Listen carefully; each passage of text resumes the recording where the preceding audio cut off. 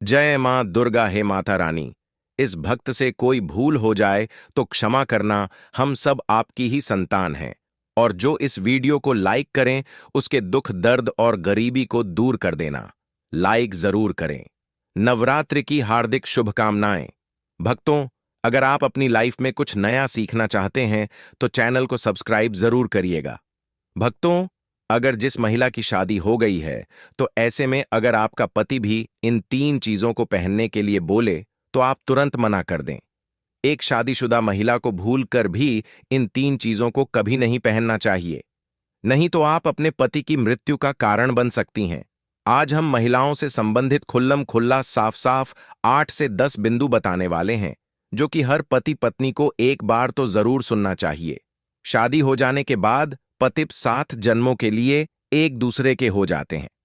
पतिप शादी हो जाने के बाद अपनी जवानी को ठंडा करने के लिए संभोग करते हैं, परंतु कई महिलाएं नए रिश्ता नई नई जवानी में पति के द्वारा कई ऐसी चीज लाई जाती है पत्नी के लिए जो कि पत्नी गलती से उन चीजों को पहन लेती है। उस समय पत्नी को पता नहीं होता है कि इन 3 चीजों के पहनने से पति की मृत्यु शीघ्र ही हो जाती है। आज यह वीडियो पति पत्नी को बड़े ही ध्यानपूर्वक देखना चाहिए। आपको बता दें कि आज के इस आधुनिक दौर में शादीशुदा महिला कई ऐसी चीजों को पहन लेती हैं जिसके बारे में उन्हें पता तक नहीं होता है। यहां तक कि शास्त्रों में भी यह नहीं लिखा होता कि कुछ भी पहन लिया जाए। ऐसे में उनके जीवन पर नकारात्मक प्रभाव पड़ता है। यहां तक कि परिवार, रिश्ते और पति की जान भी चली जाती है। तो ऐसे में जानते हैं कि आखिर वे 3 चीजें कौन सी हैं जो महिलाओं को कभी नहीं पहननी चाहिए। ईश्वर कहते हैं कि जो भी व्यक्ति अच्छे तरीके से पूजा पाठ करता है उसे मैं स्वीकार करता हूं, उसकी हर मनोकामना को मैं पूरा करता हूं। वीडियो में आगे बढ़ने से पहले अभी ही वीडियो को लाइक कर और नीचे कमेंट बॉक्स में लिख दो सच्चे दिल से जय जय बजरंगबली। भक्तों, हिंदू धर्म में विवाह के बाद हर स्त्री के लिए 16 श्रृंगार बहुत मायने रखता है। मांग में सिंदूर, माथे पर बिंदियां, हाथों में चूड़ियां, पांव में पायल और बिछियां। यह धारण कर जब एक लड़की अपने घर को छोड़ किसी दूसरे घर में प्रवेश करती है तो उसके जीवन के मायने ही बदल जाते हैं। श्रृंगार एक स्त्री की सुंदरता में 4 चांद लगाता ही है।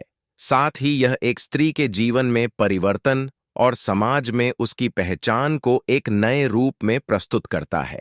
केवल धार्मिक दृष्टि से ही नहीं बल्कि वैज्ञानिक दृष्टि से भी 16 श्रृंगार का महत्व माना जाता है। 16 श्रृंगार में उपयोग होने वाला सामान किसी भी सुहागन स्त्री के वैवाहिक जीवन का प्रतिनिधित्व करता है। इसमें प्रयोग की जाने वाली हर चीज का अपना एक अलग महत्व होता है। हिंदू धर्म मानने वाली प्रत्येक सुहागन स्त्री अपने पति की लंबी आयु और सुखी जीवन की कामना के साथ 16 श्रृंगार धारण करती है। परंतु कई ऐसी चीज होती है जो कि महिलाओं को कभी नहीं पहननी चाहिए। अब यहां पर कुछ दोस्त ऐसे भी होंगे जो हमारी बातों को हल्के में लेंगे क्योंकि उन्हें वास्तुशास्त्र का ज्ञान नहीं है।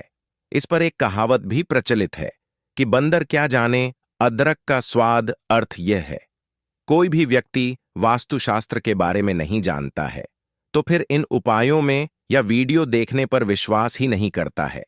इसलिए भक्तों, सही सटीक 100% जानकारी के साथ में जानने के लिए इस वीडियो से जुड़ जाना। वीडियो को आगे बढ़ते हैं। आपके पास अभी जितने भी काम हैं उनको साइड में रख दीजिए। ध्यानपूर्वक जो आपको बताया जा रहा है उसे देखिए और सुनिए। नंबर 1, शास्त्रों में स्पष्ट बताया गया है कि किसी भी शादीशुदा महिला को एकदम सफाचक सफेद रंग का वस्त्र कभी नहीं पहनना चाहिए। ऐसा करने से आपके मानसान को ठेस पहुंच सकती है। आपको बता दें कि आजकल के फैशन के युग में महिला सुंदर दिखने के लिए काफी ऐसी हदें पार कर देती हैं जिसके बारे में सोचना भी पाप के बराबर है। वास्तुशास्त्र के अनुसार किसी भी शादीशुदा महिला को एकदम सफाचट सफेद रंग की साड़ी या सूट कभी नहीं पहनना चाहिए। इसके पीछे का कारण यह है कि सफेद रंग की साड़ी को पहनने से पतिव्रता धर्म बिल्कुल खत्म हो जाता है और उनके रिश्ते में नकारात्मक ऊर्जा का आगमन हो जाता है, क्योंकि यह लिबास विधवा होने का है। ऐसे में आप अपने पति की मृत्यु का कारण बन सकती हैं।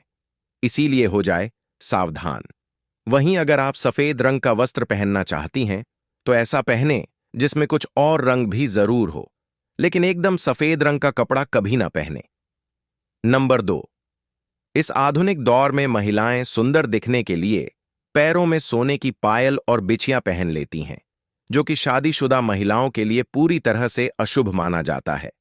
पैरों में सोने से बनी हुई चीजों को पहनने से कुबेर महाराज का अपमान होता है, और जिसके कारण आपके परिवार से रिश्ते टूट सकते हैं और कई सारी परेशानियों का आगमन भी हो सकता है।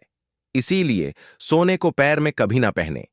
पैरों में सोना पहनने से पाप लगता है, इसीलिए हो जाए सावधान। नंबर 3, सिंदूर और मंगलसूत्र का महत्व। हिंदू धर्म के अनुसार सिंदूर और मंगलसूत्र के बिना शादी अधूरी मानी जाती है। आपको बता दें, यह तो सभी लोग जानते हैं कि हिंदू महिलाओं के लिए सिंदूर सुहाग की निशानी होती है। इसे वे अपने पति की खुशी से जोड़ती है। ऐसे में अगर जो महिला विवाहित होकर भी सिंदूर ना लगाएं तो दुनिया का सबसे बड़ा पाप माना गया है और आपके इस पवित्र रिश्ते को और व्यक्ति मनहूसियत का नाम दे सकते हैं। इसीलिए मांग में सिंदूर होना आवश्यक है। वहीं मंगलसूत्र का भी बड़ा महत्व है। मंगलसूत्र में सोना या पीतल भले ही न लगा हो, लेकिन पीले धागे में काले मोती जरूर होने चाहिए। ऐसा माना जाता है कि मंगलसूत्र का पीला हिस्सा माता पार्वती और काला हिस्सा भगवान शिव माना गया है। शास्त्रों के अनुसार शादी होने के बावजूद भी जो महिलाएं मंगलसूत्र न पहनती हैं तो सबसे बड़ा पाप है। ऐसे में आपके रिश्ते पर कलंक लग सकता है। इसीलिए एक शादीशुदा महिला को मंगलसूत्र अवश्य पहनना चाहिए। अगर आपके पास मंगलसूत्र नहीं है तो कम से कम गले में काला धागा तो पहन सकते हैं। दोस्तों, क्या आप जानते हैं कि अगर सिंदूर में एक ऐसी चीज रख दी जाए जो आपके लिए और आपके परिवार के लिए बेहद शुभ हो? क्या आप ऐसी चीज के बारे में जानते हैं? अगर नहीं तो वीडियो को अंत तक जरूर देखिएगा, क्योंकि अब हम बताने वाले हैं कि ऐसी कौन सी चीज है जो सिंदूर की डिब्बी में रखनी चाहिए और जो वह कई कार्यों में बहुत शुभ है। धार्मिक मान्यता के अनुसार सिंदूर लगाने के कई नियम होते हैं जिनका पालन करना अनिवार्य होता है। सिंदूर लगाने के संदर्भ में जो भी नियम बनाए गए हैं, सभी सुहागन महिलाओं को इन नियमों का विधिपूर्वक पालन करना चाहिए, अन्यथा उनके जीवन में परेशानियां उत्पन्न होने लगती हैं। जो महिलाएं सिंदूर के नियमों का पालन नहीं करती, ऐसी महिलाओं के पति को धन तथा स्वास्थ्य संबंधी समस्याओं का सामना करना प्यारा रिच सकता है। तो आइए जानते हैं सिंदूर लगाने के वे कौन से नियम हैं जिनका पालन हर महिलाओं को करना चाहिए। नंबर 1, सिंदूर का गिरना बहुत ही अपशगुन माना जाता है, इसीलिए हमें हमेशा बच्चों से दूर रखना चाहिए। अगर आप किसी ऐसी जगह पर रखेंगी तो बच्चे इसे हाथ लगाएंगे और यह गिर सकता है। नंबर 2, मांग के लिए आप हमेशा ही सूखे सिंदूर का ही इस्तेमाल करें। आजकल मार्केट में ट्रेन के लिए कई तरह के लिक्विड सिंदूर भी उपलब्ध हैं, लेकिन वे लगाने अच्छे नहीं होते। कई महिलाओं को लगता है कि सिंदूर लगाते समय उनके माथे पर गिर जाता है, तो माथे से सिंदूर का गिरना बहुत शुभ होता है। तो इसका मतलब है कि आपका पति आपसे बहुत प्यार करता है। नंबर 3, सिंदूर को कभी भी किसी के सामने ना लगाएं। जब आप सिंदूर को किसी के सामने लगाते हैं तो आपके पति को नजर लग सकती है और आपका प्यार कम हो सकता है। नंबर 4, अगर गलती से कभी आपसे सिंदूर नीचे गिर जाता है तो उसे इकट्ठा करके नाली या इधर उधर ना फेंकें। सिंदूर को इकट्ठा करके माथे से लगाकर किसी पेड़ के नीचे रख दें। नंबर 5, अगर आप सूखा सिंदूर सही तरीके से नहीं लगता है तो आप अपनी उंगलियां माचिस की तीली को थोड़ा सा गीला करके सिंदूर में मिक्स करके माथे पर लगा लें। इससे सिंदूर ना ही फैलेगा और ना ही आपके चेहरे पर गिरेगा। नंबर 6, शादीशुदा महिलाओं को सदैव सिंदूर अपने पैसे से खरीद कर ही लगाना चाहिए।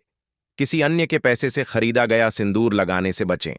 लेकिन वहीं अगर किसी का दिया हुआ सिंदूर अगर कोई महिला लगाती है तो इससे बहुत बड़ा अनर्थ हो सकता है, जिसकी आपने कभी अपेक्षा भी नहीं की होगी, और साथ ही धन वैभव की कमी और पति को किसी भी तरह से सफलता न मिलना, घर में क्लेश का वातावरण रहना, घर में इस प्रकार का वातावरण बन जाता है।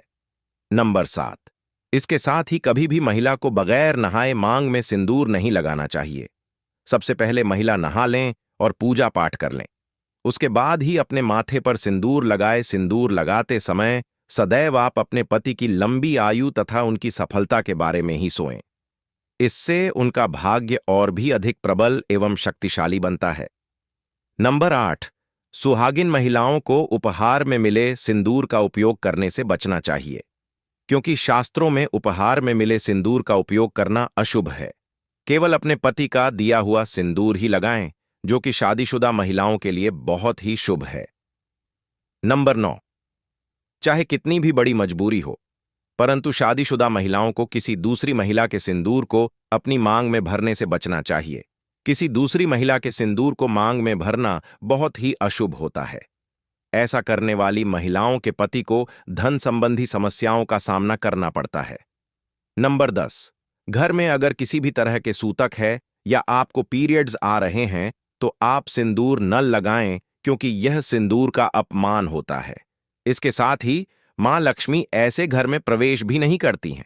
पीरियड्स के दौरान महिलाओं को कई काम करने की मनाही होती है, जैसे रसोई में जाना, अचार छूना, पूजा पाठ करना या मंदिर या जाना आदि। दोस्तों, हिंदू धर्म में ऐसी मान्यता है कि पीरियड्स के दौरान महिला द्वारा तुलसी में जल डालने से तुलसी का पौधा सूख जाता है, क्योंकि इस समय महिलाओं के शरीर में ऊर्जा का संचार अधिक होता है।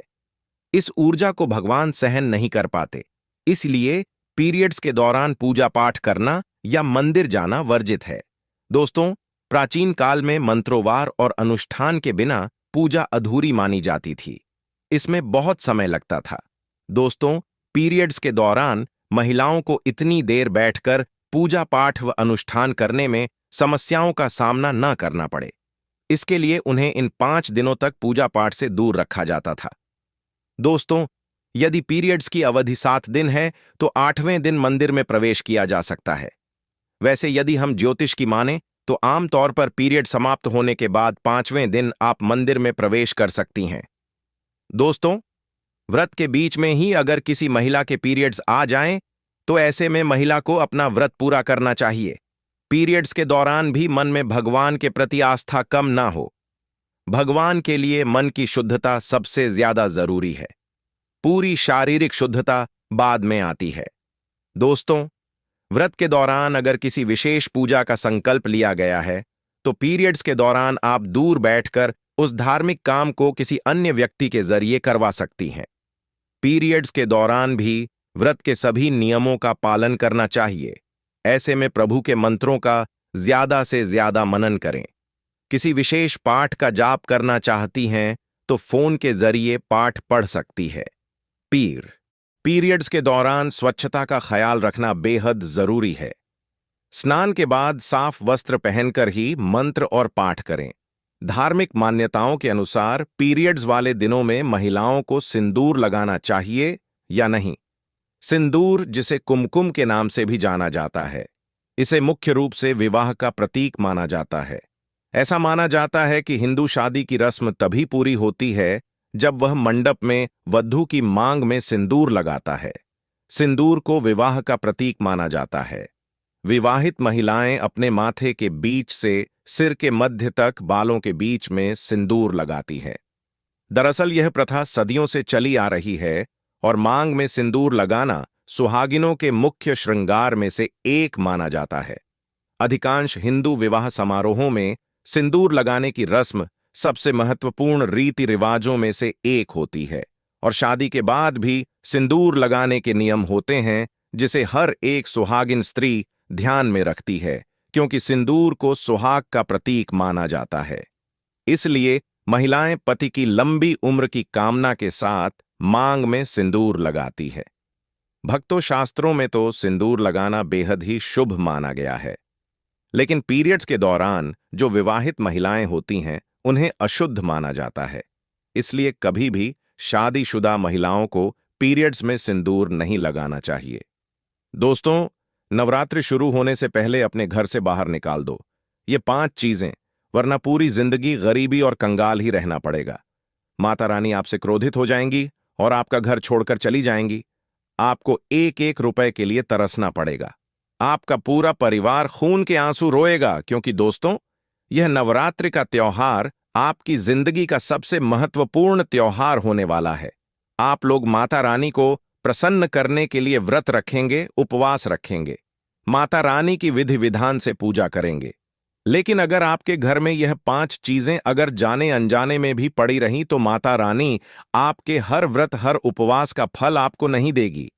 आपका हर बनता बनाया काम बिगड़ेगा। आपकी पूजा का फल आपको नहीं मिलेगा। उल्टा माता रानी आपसे नाराज हो जाएंगी और आपके ऊपर क्रोध बरसाएंगी। माता लक्ष्मी आपके घर के द्वार से ही वापस लौट कर चली जाएगी। अगर आप भी चाहते हैं कि माता लक्ष्मी के साथ साथ माता दुर्गा और नवदुर्गा आपके घर पधारे, नवरात्रि में खूब खुशियां आपके घर आए, माता रानी आपकी गरीबी दूर करें, आपका कर्ज दूर करें, आपके घर में खुशियां लेकर आए, तो अभी कभी बढ़ोतरी से पहले अपने घर से यह 5 चीजें निकाल देना। क्योंकि यह 5 चीजें दोस्तों अपनी और नकारात्मक शक्तियों को आकर्षित करती हैं। जाने अनजाने में आप अपने घर में यह 5 चीजें लेकर आ जाते हैं, जिससे आपके घर में कंगाली आती है और आपके घर में भूखमरी आती है। दोस्तों, आपका हर काम बिगड़ता है। तो आज इस वीडियो में मैं आपको बताऊंगा कि आपको नवरात्रि शुरू होने से पहले अपने घर से क्या क्या बाहर निकालना है, जिससे माता लक्ष्मी और नवदुर्गा के घर पधारे। दोस्तों, वीडियो में शुरू से लेकर मेरे साथ आखिरी तक बने रहिएगा। वीडियो बहुत ही खास होने वाली है, बहुत ही महत्वपूर्ण होने वाली है, इसलिए सबसे पहले वीडियो को लाइक जरूर कर दीजिए। माता रानी के सच्चे भक्त वीडियो को लाइक जरूर करें और कमेंट बॉक्स में 3 बार जय माता दी, जय माता दी, जय माता दी जरूर लिखिएगा।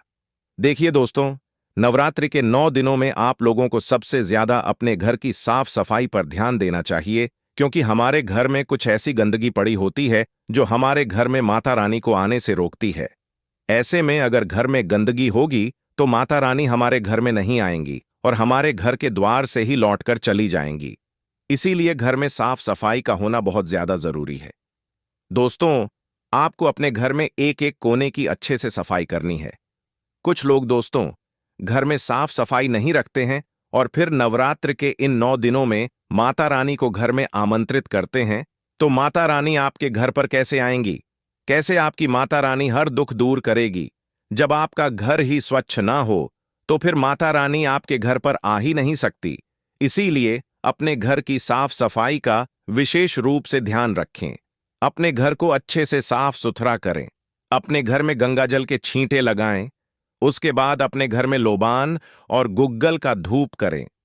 दोस्तों, आपको इस बात का ध्यान रखना है कि नवरात्रि के 9 दिनों में अपने घर में कोई भी अशुद्ध चीज लेकर न आए, जैसे कि मांसाहारी भोजन हो गया, साथ ही कुछ कुछ चमड़े की चीज हो गई, या फिर दोस्तों कोई जीव जंतु का अंश हो गया। आपको अपने घर में नहीं लाना है, क्योंकि यह अशुद्ध चीज होती है जिससे माता रानी को दोस्तों चोट पहुंचती है। इसलिए माता रानी के इन दिनों में अपने घर में यह सारी चीजें बिल्कुल भी ना लेकर आए। और अगर आपके घर में पहले से ही अशुद्ध चीजें पड़ी हैं, तो अपने घर से बाहर कर दें। कूड़ा है, कबाड़ है, यह भी घर से बाहर निकाल चाहिए, ताकि माता रानी आपके घर में अवश्य रूप से पधारें। वैसे भी दिवाली आने वाली है, लेकिन अभी से साफ सफाई करना चाहिए। दोस्तों, हमारे शास्त्रों में मां दुर्गा की पूजा के साथ ही कुछ विशेष नियमों का पालन भी किया जाता है। मान्यता है कि नवरात्रि के 9 दिनों में मां दुर्गा अपने वाहन के साथ धरती पर विचरण करती है, और जो लोग सच्ची श्रद्धा के साथ माता दुर्गा की भक्ति में मन लगाते हैं, उनकी सभी मनोकामना पूर्ण होती है। और दोस्तों, यह जो नवरात्रि है, बहुत ही पावन त्योहार है और बहुत ही पवित्र महीना भी है दोस्तों। तो ऐसे में आपको शुद्ध और सात्विकता के साथ हर नियम का पालन करना चाहिए। दोस्तों, नवरात्रि शुरू होने से पहले या फिर आप जिस भी दिन वीडियो देख रहे हो, उसी किसी दिन घर की अच्छे से साफ सफाई कर लें। घर के भी कोने में जाले ना ही होने चाहिए। इसके साथ ही घर में किसी प्रकार की पुरानी टूटी फूटी चीज भी नहीं रखना चाहिए। और दोस्तों, नवरात्रि से पहले ही घर से हटा दें, या नवरात्रि लग चुकी हो तो दोस्तों उस दौरान भी आप घर से बाहर कर दें। अच्छे से घर के कोने कोने की सफाई कर लें। घर के पूजा स्थान की भी आपको बहुत अच्छे से साफ सफाई करनी चाहिए। जो घर में मंदिर है उसकी अच्छे से साफ सफाई करें और भगवान के सभी वस्त्र पोशाक और आसन धोकर डाल दें और मंदिर में से जो अनुपयोगी चीजें हैं उनको हटा दें। इससे माता रानी का जो मंदिर है वह स्वच्छ होगा तो माता रानी आपके घर में अवश्य रूप से आएगी। दोस्तों, तो आशा है मेरी बात आपको पसंद आ गई होगी। अब अगली चीज को ध्यान से सुनिएगा दोस्तों। शास्त्रों बताया गया है कि नवरात्रि के 9 दिनों में पूरी तरह से आपको सात्विकता का पालन करना चाहिए। दोस्तों, कई लोगों की आदत होती है मांस खाने की, कई में लोगों की आदत होती है नशा करने की। तो दोस्तों, आपको इन चीजों का बिल्कुल भी सेवन नहीं करना है। कई लोग प्याज और लहसुन का भी सेवन करते हैं। नवरात्रि से पहले पहले दोस्तों, अगर आपके घर में लहसुन, प्याज है, मांस, मदिरा है तो उनको हटा देना बात का विशेष रूप से ध्यान रखिए, वरना आप अगर व्रत रखते हो या नहीं भी रखते हैं, इस तो भी माता रानी का क्रोध आप पर टूट पड़ेगा। अगर आपके घर में कोई व्यक्ति है जो मांसाहारी है, जिसको मांस खाने की आदत है या फिर जिसको नशा करने की आदत है, तो दोस्तों आप उसको अच्छे से समझा दें कि 9 दिनों तक ना ही मांस खाना है, ना ही दारू पीना है, ना ही शराब पीनी है। अगर वह यह सब चीज छोड़ नहीं सकता तो उनको अपने 9 दिनों किसी तक घर में ना आने दे दो। आप दोस्तों माता रानी के क्रोध से बचे रहोगे। यदि आपके घर में प्याज लहसुन है तो रसोई घर से निकालकर अलग कहीं कोने में रखते। यदि आप पूरे 9 दिनों में व्रत नहीं भी रख रहे हैं तो दोस्तों आपको फिर भी सादा भोजन करना चाहिए। 9 दिनों तक लहसुन प्याज का सेवन भी आप लोगों को नहीं करना है। अब दोस्तों अगली चीज है, कई लोग नवरात्रि के दौरान नाखून काट लेते हैं और बाल काट लेते हैं। दोस्तों, कई लोगों को पता नहीं होता है कि नवरात्रि के इन 9 दिनों में नाखून और बाल काटना बहुत ही अशुभ होता है। इससे माता रानी को कष्ट पहुंचता है। जब आप अपने शरीर के अंग का कोई बाल काटते हैं या फिर अपना कोई नाखून काटते हैं तो उससे माता रानी को बहुत ही पीड़ा पहुंचती है। ऐसे में अगर आपको बाल कटवाने हैं तो या तो नवरात्रि के बाद कटवाएं या फिर पहले कटवा लें। दोस्तों, अगर आप नवरात्रि के दौरान नाखून काट रहे हो, बाल काट रहे हो तो समझ लेना आपने माता रानी को कष्ट पहुंचाया। उसके बाद